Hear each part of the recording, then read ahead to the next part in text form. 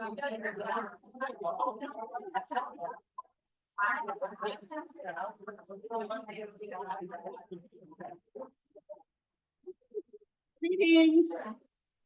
Can you hear me? Welcome to the Thursday Road Gateway Rotary Club.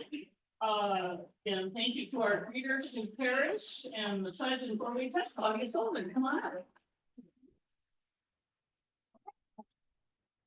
I pledge to the flag of the United States of America and to the republic for which it stands, one nation, under God, indivisible, with liberty and justice for all. The whole day test, as we all know, but I still have to read it, is first, is it the truth? Second, is it fair to all concerned? Third, will it build goodwill and better friendships? Fourth, will it be beneficial for all concerned? Very good, thank you.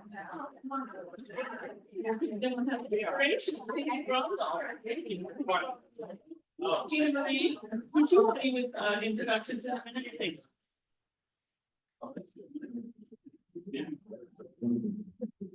I don't have anything written or reading, but today I've been thinking about all the division that we see in the world today. And if we would all just take a moment to see what could unite us, maybe we'll have a little more empathy and a little more understanding of others.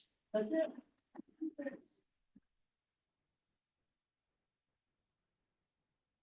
Okay, let's have any visiting Rotarians, please raise your hand.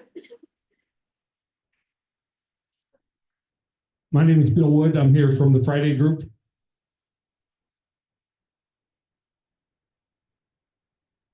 Good afternoon, everyone. I'm Colleen and I'm from the Medford Road Rotary. Hello, everyone. I'm Vicki Snitzler, past immediate president from Illinois Valley. Well, welcome to all of you. We're glad you're here. And then for Rotarians with yes, I have a guest, Deborah Hedges. Could you stand up and wave? This is one of my very best friends from Portland. We've been friends for almost 50 years. Glad you're here. Other Rotarians with yes. Hi, my son Wade Drake is here. He is he's in charge of the pack. That's the Performing Arts Center. Any other Rotarians? Yes, there we go. I'm pleased to introduce my oldest nephew, James, and his fiancee, Laura, from Sacramento. Let's have people with announcements come line up right over here. And I'm going to remind everyone that we're trying to get people to show up a little bit early. We did great today, getting through the lunch line and all that, but as an opportunity to visit with each other, if you could try to get here between 11:45, 11:50, that'd be great. Okay, announcements. And Patty and Dawn, are you going to have announcements too? I have an announcement that was sent to me by the secretary from the Central Point Rotary Club, and they are inviting everyone to a pig picking fun auction on May 3rd at the Central Point, what is that place? You know that place? Yeah. Expo. If anybody wants more information about that, you can get it from me. And apparently they're auctioning off pigs. Hello,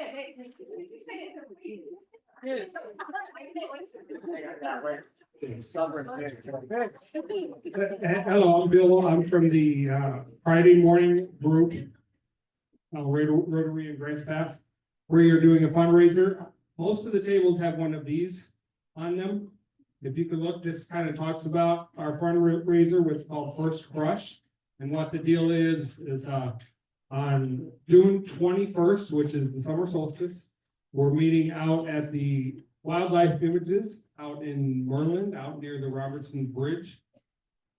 And we're asking you guys to sell tickets, to help us sell tickets.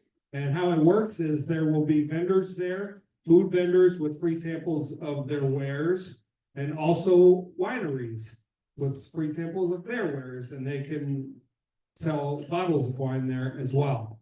So it's gonna be fun. It's mostly an adult thing, not really kid focused, but there is a QR code on the piece of paper, and there's also a website that says firstcrushtickets.com.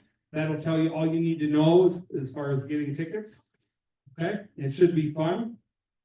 And I'm also supposed to tell you that someone from this room should come to our meeting tomorrow and do a similar announcement about Porch Fest. Okay? Okay. Any questions? I'm sitting back here, so thank you. Okay, how many have seen the Porch Fest posts, thanking our sponsors? Anybody on Facebook? Could you like them? Could you share them? Could you add a comment like, thank you for your support, or it would be great to share something?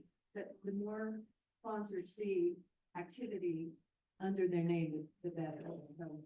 And that will help for next year getting sponsors.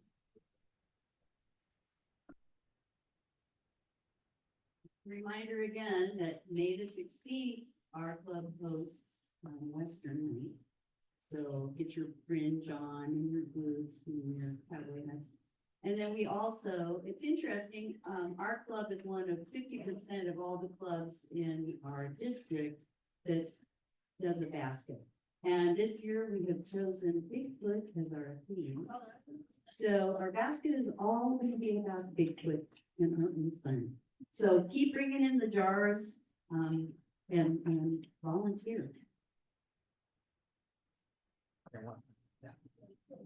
So along the Porch Fest lines, we sent out an email this morning about Porch Fest and the need to find some volunteers to some other volunteers in the club to step up. So if you're interested in being involved in either taking on a single task or just want to explore more, please reach out to me or a couple of the other people that are involved with Porch Fest, and we can talk about what that means.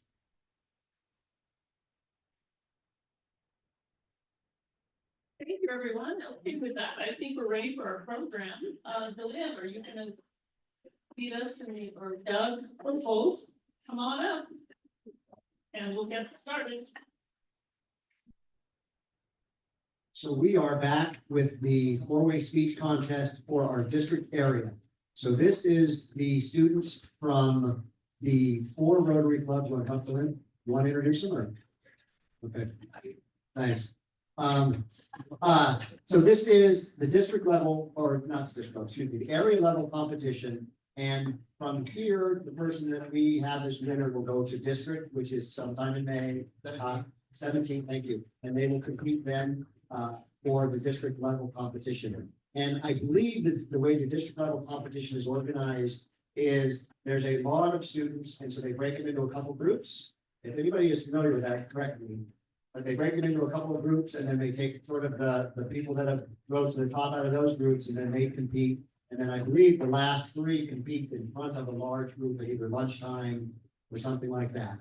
And breakout sessions for that. And that's kind of how it's organized. And there's some pretty worthwhile prizes for those students when they get there. And today, first we need to thank Lynn for organizing this. And I don't know the names of which one, but there are the people in Illinois Valley who have organized the students from there, and then the Grants Pass Club for the Grants Pass students, and then there's also Hidden Valley, which is also part of that. Our what's the Tiffany Mackey is there. These are sort of our representative who helped with Interact at North Valley. Thank you. And then we have an IB representative from the high school. We have a mom here and a friend. My mom, my friend, wonderful, congratulations. So our students, and in no particular order, are Evelyn Guzman for the Illinois Valley. Raise your hand, Evelyn. Where you are? And Evelyn, we asked for interest for something we can say or make fun of these people. The best part of being up there. Evelyn plays guitar, that's her interest, but she didn't think we were worth bringing her guitar for. So I don't know, this was a where's the guitar? Somewhere over yonder. Oh, we're over yonder. Okay, all right, well, good. That's neat. I'm jealous of people that can play guitars. Noah Poland is from North Valley and his interest includes shooting cells. Do you shoot clay into an oven or do you shoot clay in the? Okay, Megan Creek from Illinois Valley. And her interests are crocheting. She's going to be bringing some napkins and doilies for you, right? No pressure, there's only like 90 of us who can make doilies for you. Macy. There's Macy. Welcome, Macy. And Macy is from North Valley, and her interests include traveling. You're gonna have to tell us where you've been, Macy. Give us where have you gone anywhere? Yeah. Up.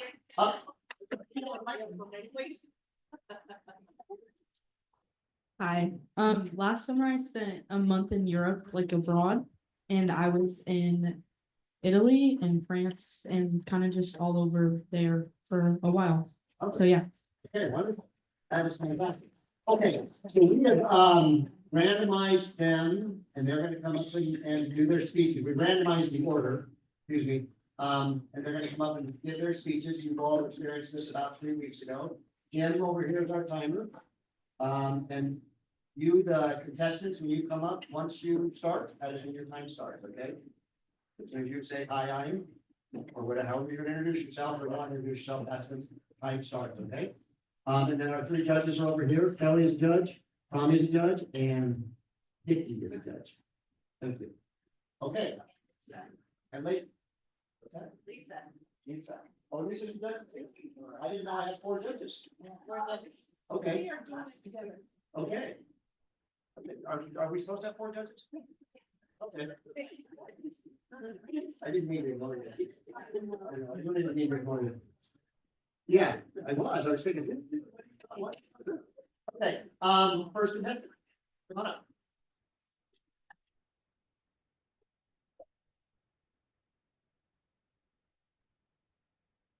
My name is Reed, and I would just like to thank you guys for giving me this opportunity to come here and really looking forward to what competitors and I have to talk about. Can't be here, the microphone's not on, like, turn it up, like, switch out the mics. You're fine.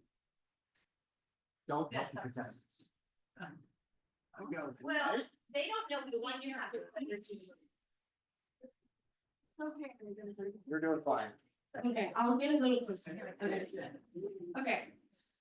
As a low-income community, we have a need for a broader educational program, and that is our truth. From the first day we walk into school, we are quite literally split down the middle in 2 different sides. We have our higher classes on one side and our lower classes on the other. I'm speaking for the entire student body when I say I've spent every single day with the same students in the same classes on one side of the school. This way that our classes are organized and the overall lack of diversity in our class choices builds a sort of resentment between us students. Our more advanced students feel that maybe they're not being pushed to their full potential in classes, and our maybe less advanced or struggling students feel that just because learning doesn't come as easily to them, that they're being forgotten or not fully cared about, and that leads them to kind of fall through the cracks, and that's the last thing we want as a community. The way our classes are organized and our complete lack of classes is not only hard on our students, it's also very hard on our teachers. For instance, this past year at Illinois Valley High School, we had 3 math teachers. We lost 1 and went down to 2. This left our 2 math teachers to absorb all these classes this other math teacher was taking and all their students. I think it raised our math classes up to about 30 students per class. And I know, speaking for me, that is very hard to sit and learn through. It also caused our advanced math teacher to have to push out one of her AP classes to make room for these lower classes. And that was the next step for a lot of our students at IB. School is a place where students should feel safe and heard. And school, for a lot of students who maybe don't have as good of home lives, that's the only place they can truly express themselves. our community is heavily kind of based around our school. They attend our sports games, we have parades, events, anything, and all our community wants to see is our students at our school succeed, no matter what. With expanding our class offerings, we are going to be able to tailor to our students' needs, ensuring their success while building a closer school environment, just making us all kind of more combined, making our students be able to have more opportunities. When I speak about broadening our classes, I'm not just speaking about our main classes like English or history or even math. I'm speaking about everything. In our community, a 4-year university is not always the plan. We have many students that wish to pursue alternative career plans, such as maybe a trade school or childcare. And as a school, we have an obligation to set students up for their future and give them what they need for their plans, for their future life, to grow up and be people. And we can do this by offering more classes based on their interests, such as maybe a home ed class, a woodshop class, or a technology class, which we have the facilities for. We have a woodshop room, we have a computer lab, but we don't have classes that offer these abilities to use these resources we have. For those of you who don't know, Donald Trump recently passed an executive order that directs the Secretary of Education to take all necessary steps to facilitate the closure of the Department of Education and return educational authority to the states. Which essentially, by saying this, our schools who are already understaffed and underfunded are going to struggle even more, and those struggles are just going to be reflected upon our students. Low-income schools like ours out in Ivy, we don't have all these options that higher income schools have. We don't have all these classes, all these abilities, all these resources. And that is why, according to recent research done, students from low-income families are 3.7 times more likely to drop out of school before they get their diploma. Our students, not just students, our community is more likely to succeed if they feel like school is more engaging and more beneficial for these kids. If we are given the opportunity to broaden our class options, it would not only help our grad rate, but help put the interest of school back into these students. Overall, helping push these kids to their full potential and benefiting our whole community. So when you ask, is it fair to all who are concerned? No. The way our classes are right now is absolutely not fair to all who are concerned. Our students deserve to have the opportunities to succeed no matter what challenges they might have pushed through, no matter what things they might face outside of the school environment. This should become a place that they can flourish. They can open themselves up to each other, make friends, make connections. Will it build goodwill and better friendships? Yes. If we are given the opportunity to broaden our classes and widen our schools, it will not only build goodwill and friendships inside of school, but in our community, showing them that our educational programs really care about our students, really want them to succeed and live up to their full potential. And knowing this would put a complete comfort in every single person in our communities. Thank you.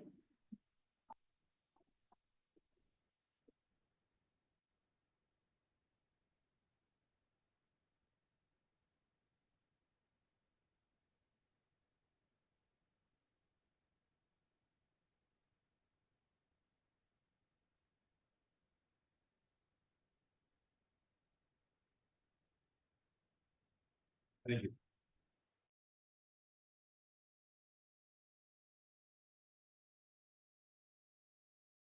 Time around, I promise.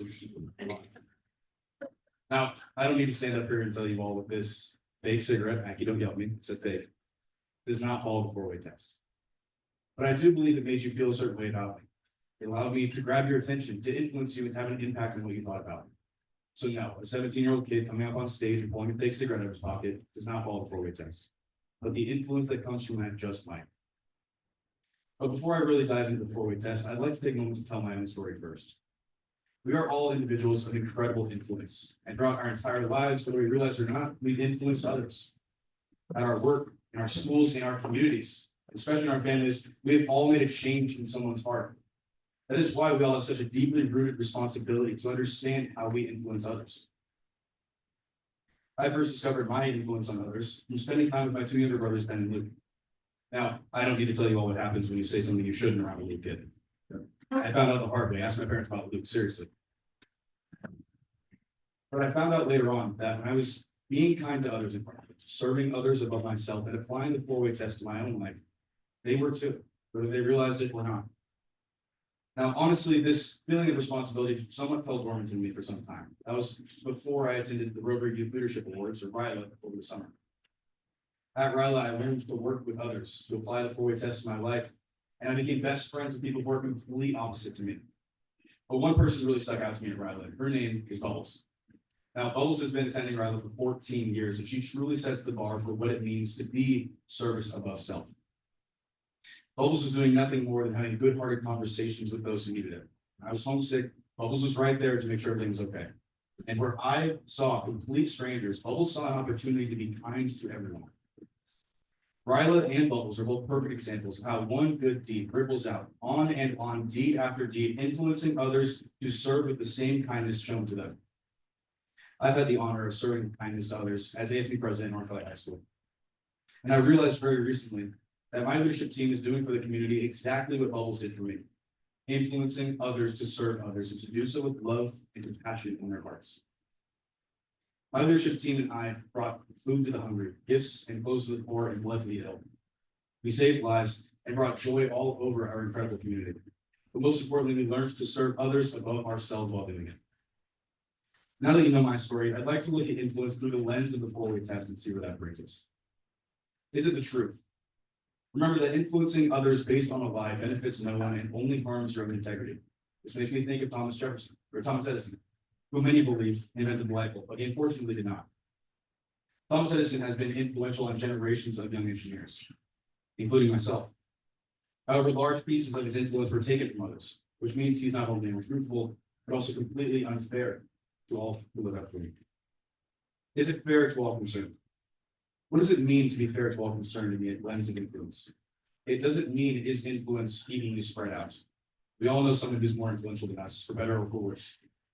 But rather, it's a question to ask ourselves, are we the ones being equal and fair to all those who look up to us?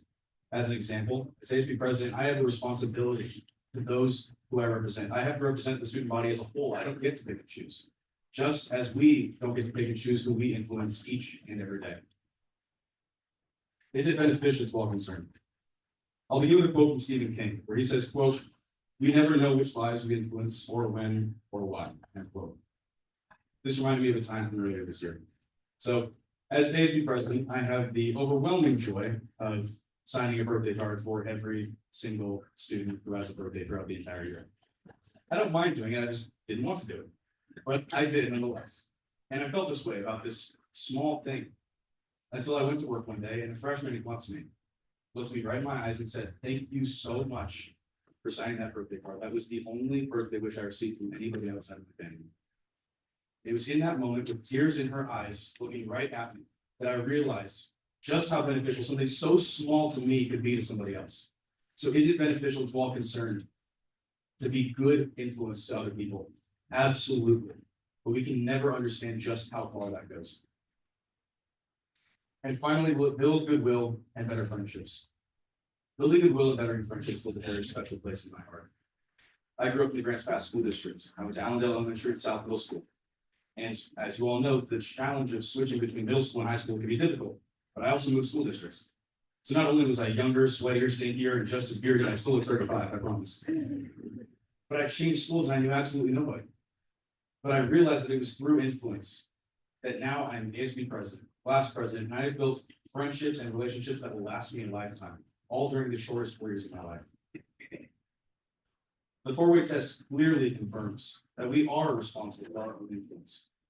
We need to be truthful, fair, and beneficial to others in order to build goodwill and strengthen friendships.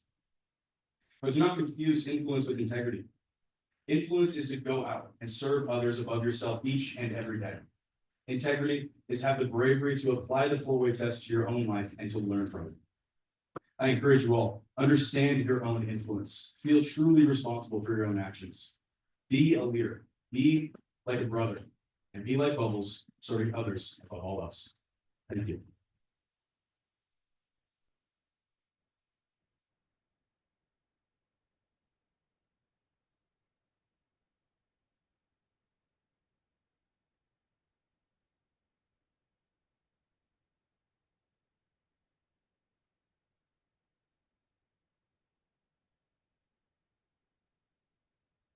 I'm not gonna make the same mistake as last time. My name's Macy Rockles, and I just want to start by saying I'm so happy that all of you are here, and I hope you had a great morning, and I hope you have a great afternoon.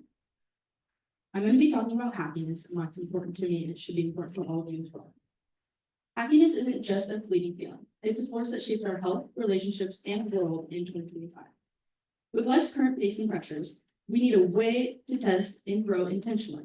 So, my speech is about happiness. Is it the truth? Is it fair to all concerned? Will it build goodwill and better friendships? And last, is it beneficial to all concerned, which I just repeated? And that's okay. In a society that's obsessed with success, and in our age plagued by burnout, people tend to chase one thing: happiness. How do we achieve it, and what makes it important? For many, happiness occurs as a goal. It's a byproduct of success at that. And for a long time, happiness has fallen subject to human fascination, because who doesn't want to be happy? It's something we all deeply crave, and while its importance does transcend our sentimentality, it also affects many different corners of life. Happiness is an elusive thing that society strives for. Everyone seeks to be happy and live a more fulfilling life. It remains a critical component of individual and collective well-being, as well as a self-identity. So, there are many different outlooks on and opinions on life, but one without happiness does still remain dull and lifeless. Now, I'm going to address this in a four-way. First one, is happiness the truth? Happiness is a very real and authentic concept. If you're not honest about what's making you happy or starting from a solid place, you're living in an unhonest way. From a philosophical standpoint, happiness in ancient Greece is used to define a good life. Aristotle once went to put forward his belief that happiness involves, through the course of an entire life, choosing the greater good and not necessarily which that brings immediate short-term pleasure. Furthermore, when we exaggerate the ebbs and flows of the concept itself, happiness really does rely on the truth. Psychologically, happiness lingers in a feel-good state and is something that does bring joy to the mind. Now, second, is it fair to all concerned? Happiness isn't just a solo gig. If your joy comes at someone else's expense, it's not fair, and the test obviously calls that out. True happiness tends to spread love, not hate. Overall, happiness is often praised as one of the universal goods, and what bad things can come from being happy, for being honest. Now, third, will it build goodwill and better friendships? This is where happiness tends to shine. When you're genuinely happy, you're more likely to connect and share positivity as well as strengthen bonds. Grumpy people don't really build goodwill or have a happy outlook. But when you do have a happy outlook, you're gaining friendship fuel, which just relates back to the full way. Now, finally, is happiness beneficial to all concerned? Happiness lifts everybody up. It's not about selfish highs, it's about the rising tide. Now, research backs that happy people often inspire better outcomes for groups, from productivity to cohesion. I would also like to mention it's deeply intertwined with our brain's chemical makeup, as it manifests in a symphony of the brain's neurotransmitters, which regulate mood, reward, and well-being. Dopamine, which is often dubbed as the feel-good chemical, surges during pleasurable or goal-oriented activities. Now, serotonin, which is also often in company with dopamine, is another important neurotransmitter that contributes to feelings of contentment and emotional stability. It also plays into the brain's chemical makeup and emotion. Its balance remains essential for our sense of well-being, and oftentimes, low levels of serotonin are associated with mood disorders like depression. Our body's endorphins are the natural painkillers and are released during activities like senses of laughter. These produce euphoric highs that oftentimes enhance happiness. Now, happiness takes place as the radiant heartbeat of human existence. an essential force that ignites the spirit and propels towards meaning. Overall, happiness emerges as one of the key fundamental elements of human life, an intricate tie to both individual vitality and societal harmony. It strengthens life's inner workings and exists as the spark that turns ordinary days into extraordinary journeys. A gift that reminds society to thrive beautifully. So, happiness does fit the four-way test when it's real, shared, and endless. It's not the test's explicit goal, but it's darn close to a byproduct of living it out. Now, I would also like to talk about service above self, because I feel like that's very important, as all of you guys put service above self in your communities. Living by the principle of service above self fosters a deep, lasting sense of happiness. This transcends the fleeting pleasures of material gain. When individuals dedicate themselves to helping others, whether through volunteering, acts of kindness, or simply being themselves and being present in their communities, which I'm sure many of you guys do every single day without fail, they tap into a wellspring of fulfillment that arises from genuine human connection and promise. Now, this mindset shifts the focus away from personal worries and towards the betterment of our community, creating a ripple effect of positivity that not only uplifts those who, sorry, I just lost my spot. Never mind. Okay, anyways, it's connected to joy and contentment, which is important to all of us here. Now, when we provide a powerful antidote to the isolation and emptiness that can be self-centered in living the lives that we live today, we often put first individuals and discover our greatest strengths and deepest joys because true happiness is not hoarded, it's shared. Now, I would just like to say thank you, and I hope that you have a happy day.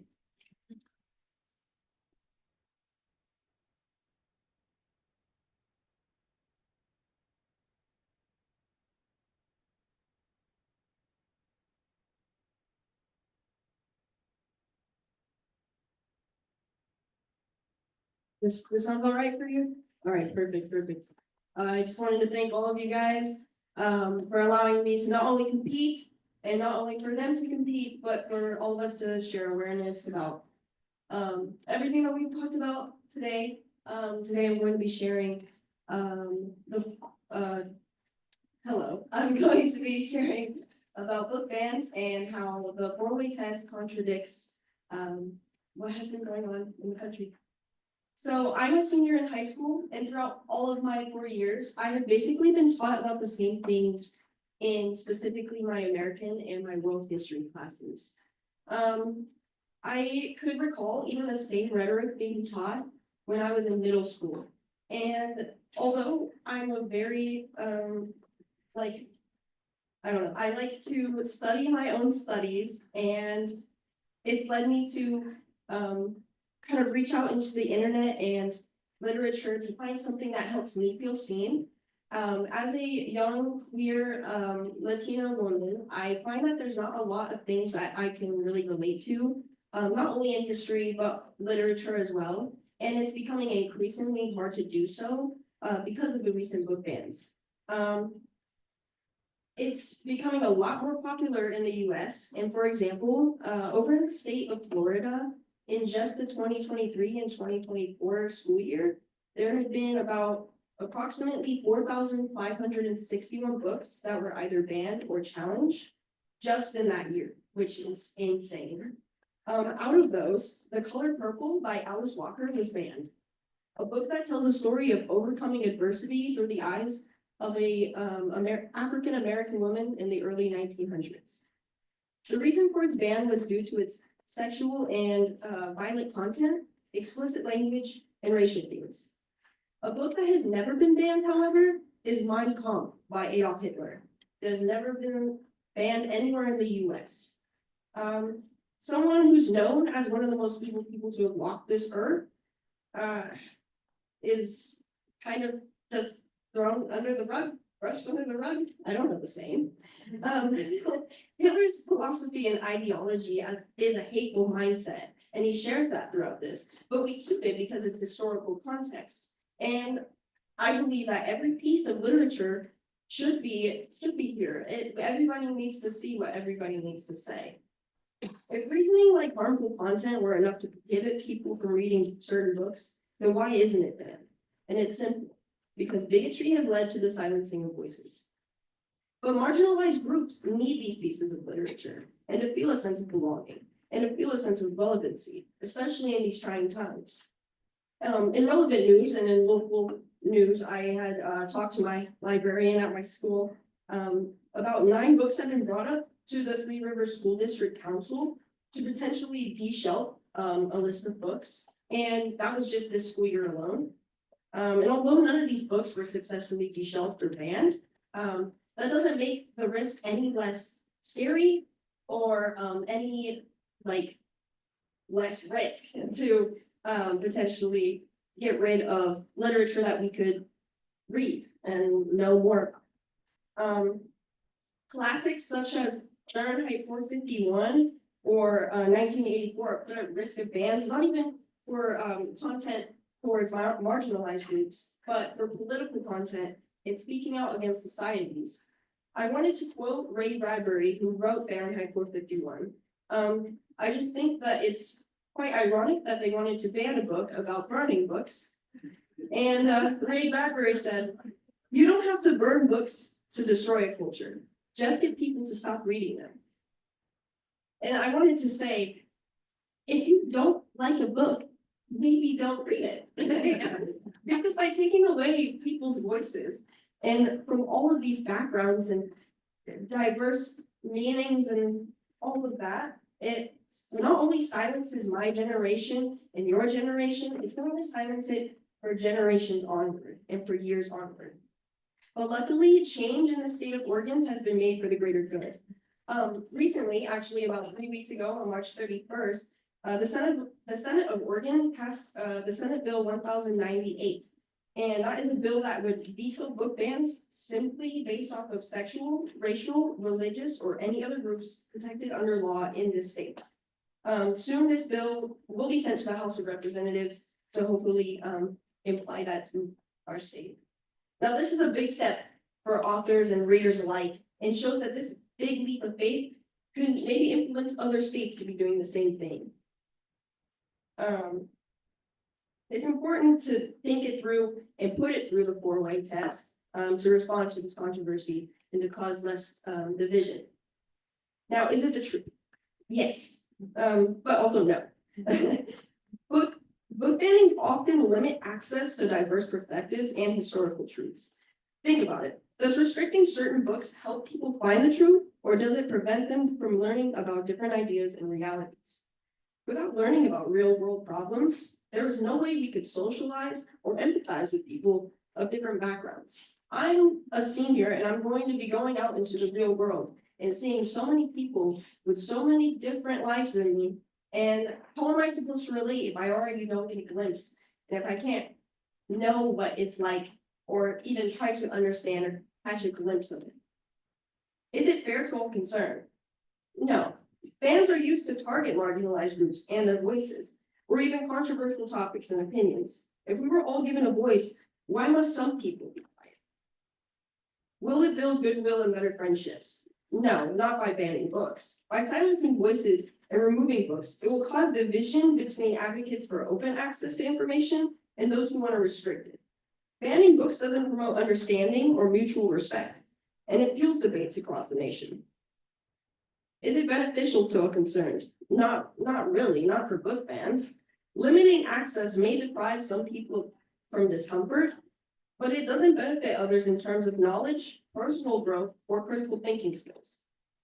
Overall, the people who ban books and those on their side are the only ones who benefit from this. And as a nation, if we don't give everyone a voice, then a nation is the one thing that we are not. Thank you.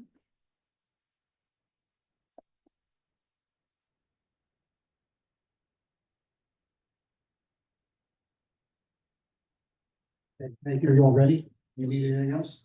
Yeah, you're gonna go off out of the room and confer.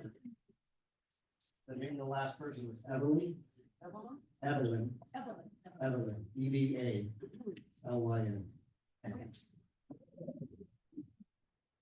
Okay, great. And then we'll ask, so Kelly is Sergeant of Arms, so she's gonna come back in here in a rush to be Sergeant of Arms. Could one of the, of you other 3 judges come back with comments for the contestants, please, when you're done? Okay, excellent. You want to come on in? No. I don't have anything. Sorry. But anyway, thank you all. Those were fantastic. Yes.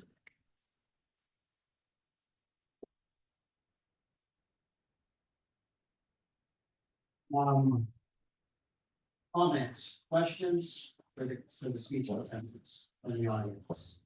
Anything you'd like to say? Valerie, Yes, I'll use my teacher. wait. Oh, I don't have to use the teach voice.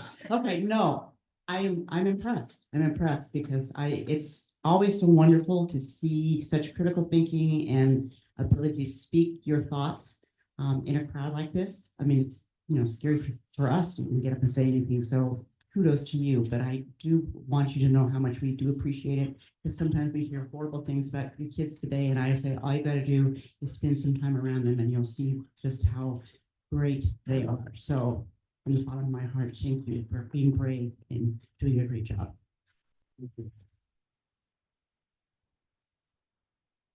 Thank you, Val. I want to add one thing. I apologize. I handled it badly when you told the first contestant to get closer to the mic, Beth. I did. I'm sorry. I know I did. I'm sorry. I apologize. But we were told from the last time, we're not supposed to, once they get up there and start, we're not supposed to give them any suggestions. It's just sort of the rules, and those are the rules that are really hard. They're enforced significantly at the next level. And so I apologize. Should have that with me. We're not supposed to, once they start, give them any feedback until they're finished.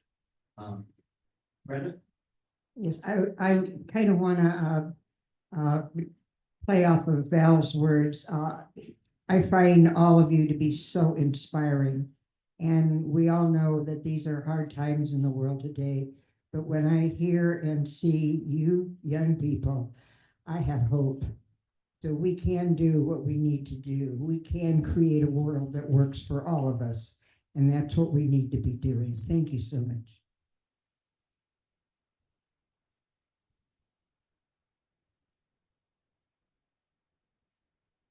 I'm curious as to what gives you all hope.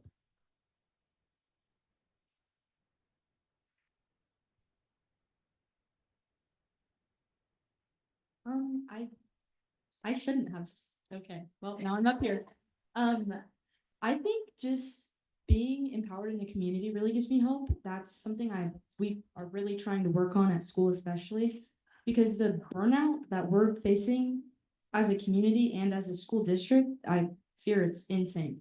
So, being in a strong community like this really does give me hope, to continue to push forward and get stuff done. So, yeah.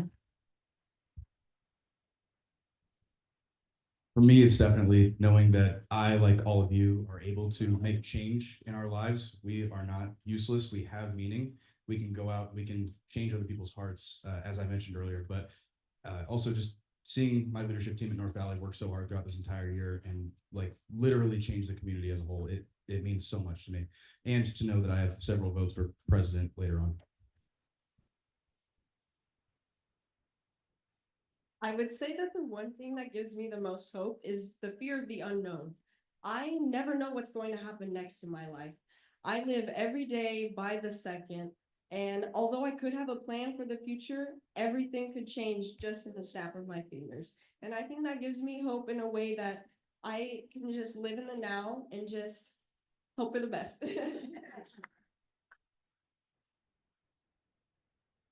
This might sound a little redundant, but what gives me hope is the opportunities that we have, the opportunities, I mean, as students, as people in our communities, as just anyone, to make a name for ourselves. We get to choose who we want to be within these next few years and choose how we want to show who we are and represent ourselves. And I think that's really what gives me hope.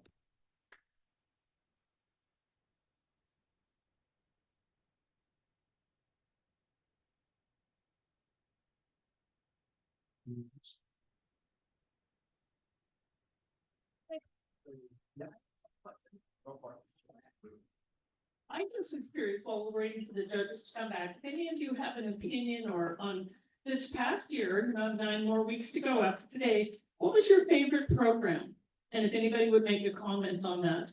And if we don't have any answers, but what was one of my favorites was when we had the 4 business people small business people tell us what they're doing. And another was when we had the 4 senior Rotarians tell us about, a little bit about their lives. Anybody else have a favorite? Raise your hand. Okay, Mary does. I'm thinking too, acts of service, so the different things that we do within this club. Shoes that fit. I think, you know, the way Jody handles and organizes and coordinates all of us to be part of that. And shoes that fit is, it's a service where we get donations and we take those shoes and we, it's for schools that are Underprivileged. underprivileged, thank you. And we help to fit those shoes with the students. And my favorite part is when we were doing that, and these are like itty bitties, and they're coming up to you with their new shoes on. And it's all about the shoes and that they receive this gift of shoes. And then Doug was giving out socks and the kids were just so happy. And it's goes back to what our speech folk were sharing about happiness, little things, and just this image of caring about someone else more than yourself. Huge. Shoes that fit was one of my favorites. Many favorites, but that was one of them. That's great. And you know what I'm gonna do is morph this into Happy Bucks, because I don't think Kelly's gonna get back in time to do that. So if you would like to share your favorite program and or your Happy Bucks, anything you're inspired about today, hands up. There's one. I would just like to give some happy bucks for the sun. Oh, the sun. Excellent. It has just been. Very good. And Claudia? I want to contribute happy bucks to this because of the students and what they shared with us about their lives and their perspectives was really inspiring. So I'd like to have happy bucks for that. I'll see what's in my wallet. Great. Happy bucks because we can still believe in Bigfoot.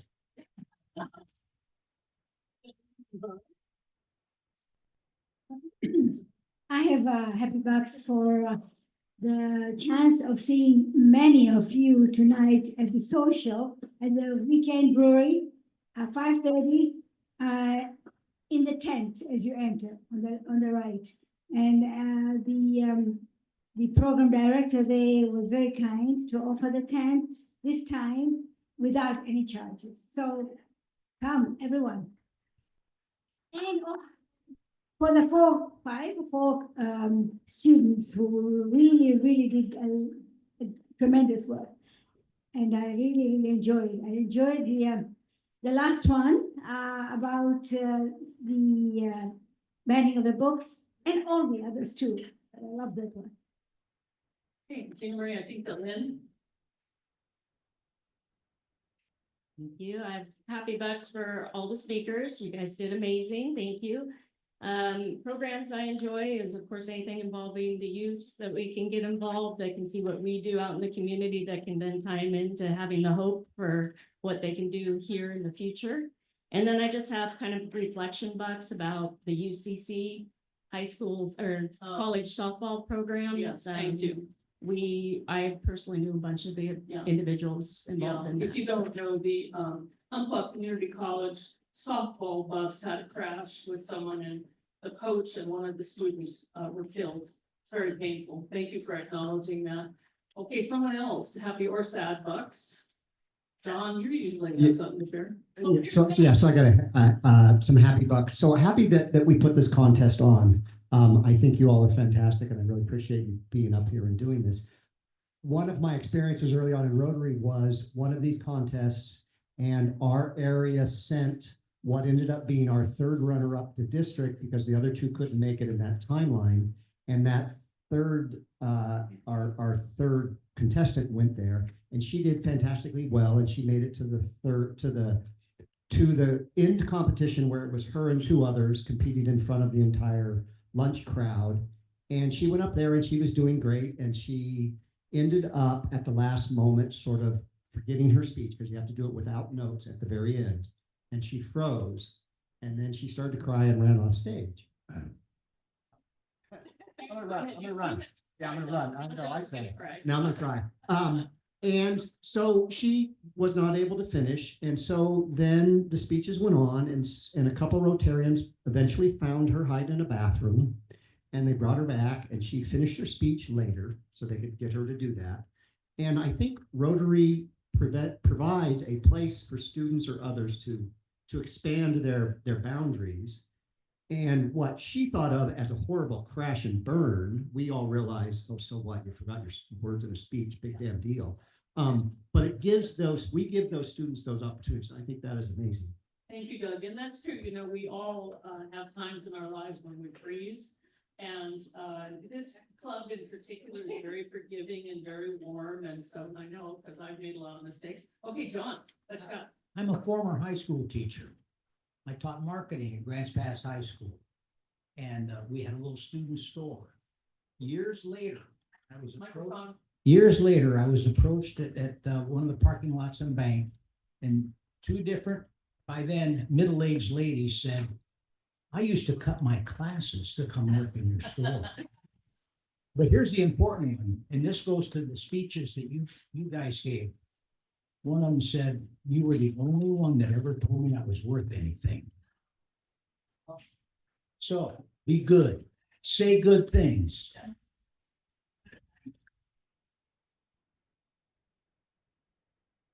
My happy bucks are for the Interact advisors and the teachers at the schools and the students for getting involved, because you guys are our future Rotarians and our future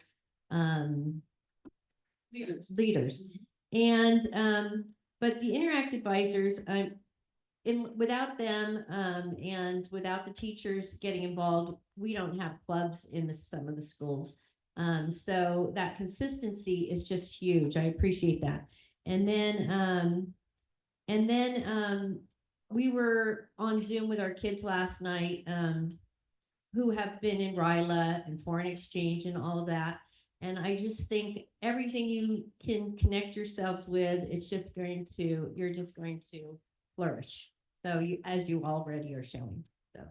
Thank you. Tina Marie, would you try to bug the coaches back there? And I'm going to share my own happy bucks. I have 10 happy bucks to celebrate my friend Deborah being with me for the weekend. So thank you, Deb. Happy buck. Cards. We'll do cards and we can be taught for the day as well. Oh my goodness, who's got the king of diamonds? I do.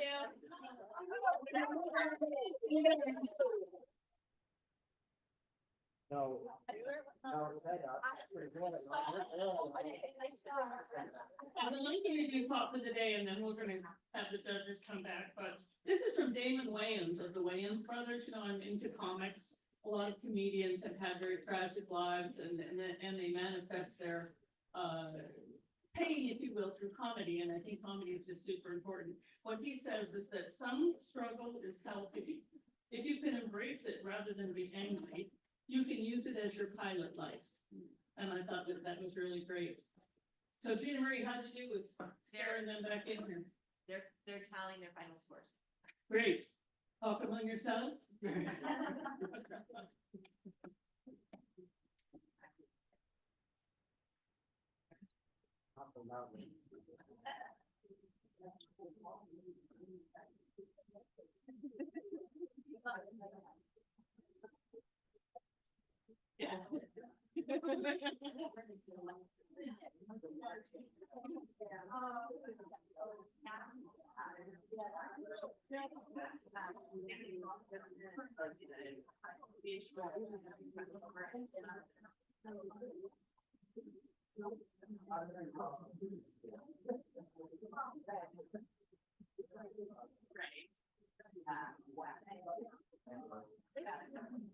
You know, I'm happy. I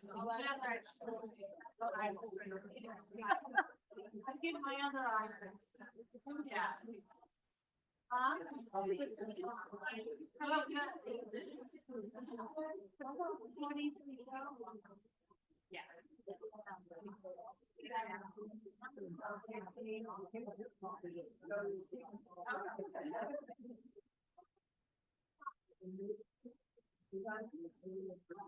All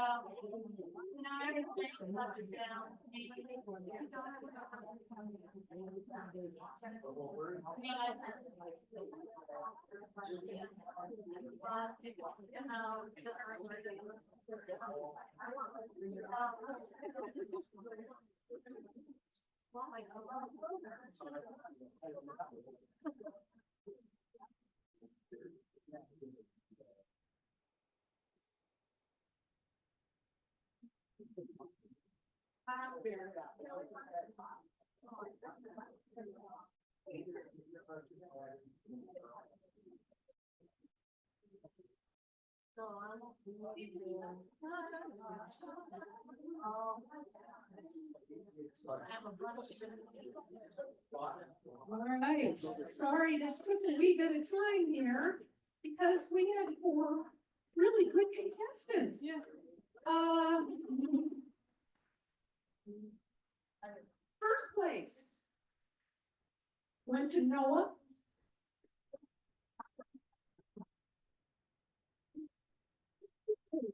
Went to Evelyn.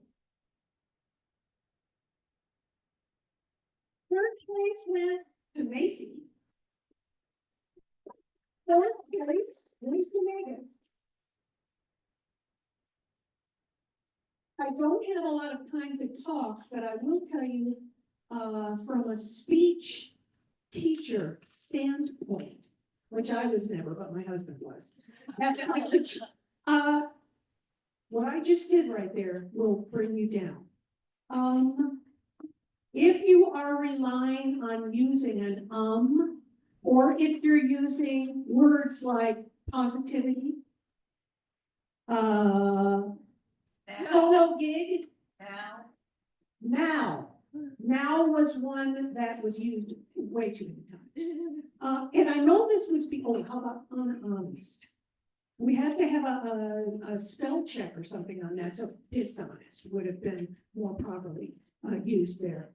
And I want to talk about the, here I am doing it, about the people that were quoted. And I will start with Macy. Where are you, Macy? Macy, your Aristotle greater good idea was well given. Yes. That was a great quote. And I think people have a little trouble with your dopamine and serotonin because it's a little difficult.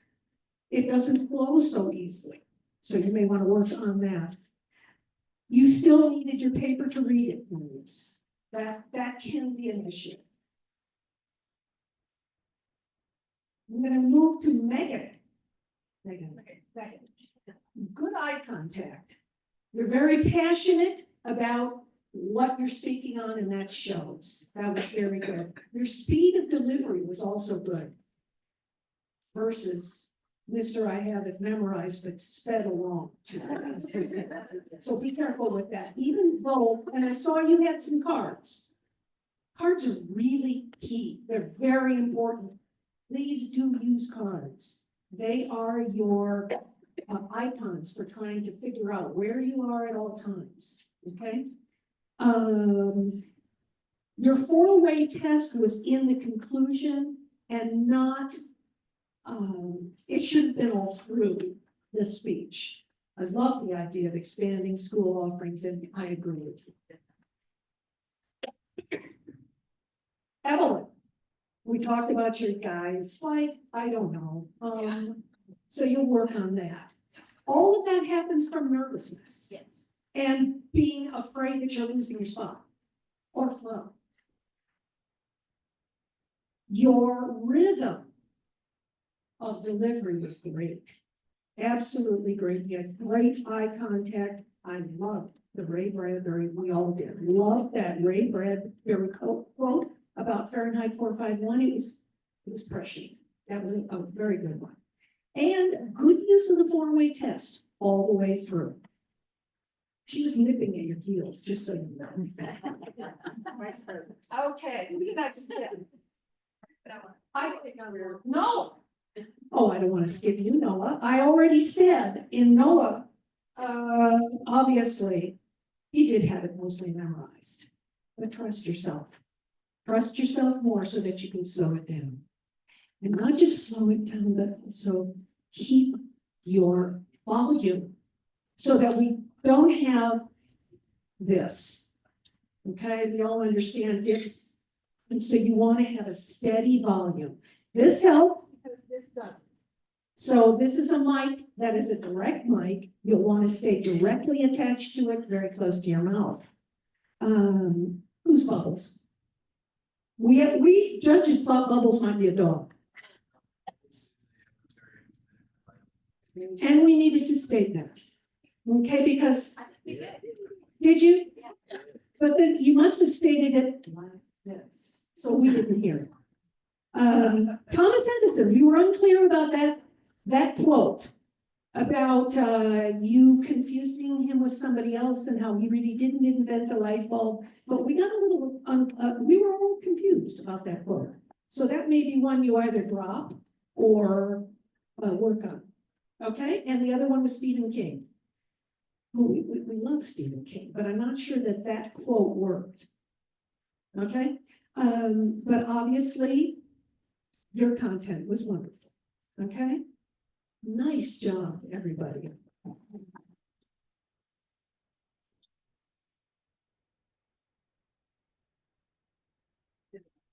Okay, thank you all for staying a little bit late. Thank you, judges, very much. I didn't mean to rush you, just how it is, and we'll see everyone next week. Ciao.